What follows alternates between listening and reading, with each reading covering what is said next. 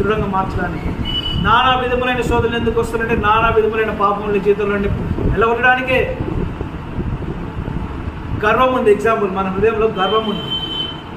గర్వం పోవాలంటే మనకి ఏం కావాలి? మనం ఎలా మార్చబడగలగాలి? అణిచివేయబడాలి. అణిచివేస్తేనే గర్వం తగ్గుతుంది కదా. ఎగ్జాంపుల్, బాగా డబ్బు అహంకారం ఉంది. ఆ అహంకారం పోవాలంటే మనలోనికి ఏమి రావాలి? ఒక శోధన రావాలి. లేదా మనం ప్రతిదానికి కృంగిపోతూ ఉన్నాం, బలహీన పడిపోతూ ఉన్నాం, దిగజారిపోతూ ఉన్నాం. మరి అలాంటప్పుడు మనం బలం పొందుకోవాలంటే ఏం చేయాలి? శోధన వచ్చినప్పుడు మనం ఏం చేస్తాం? మోకాళ్ళ ఆ మోకాళ్ళ ద్వారా మనం ఏం చేసుకుంటాం? మన ఆత్మీయ జీవితాన్ని బలపరచుకుంటాం, ప్రార్థన బలపరచుకుంటాం, దేవుని పైన ఆధారపడ్డాన్ని బలపరచుకుంటాం, విశ్వాసాన్ని బలపరచుకుంటాం. అందుకే పాజిటివ్ అయిన నెగిటివ్ అయిన శోధన మనకు అవసరం.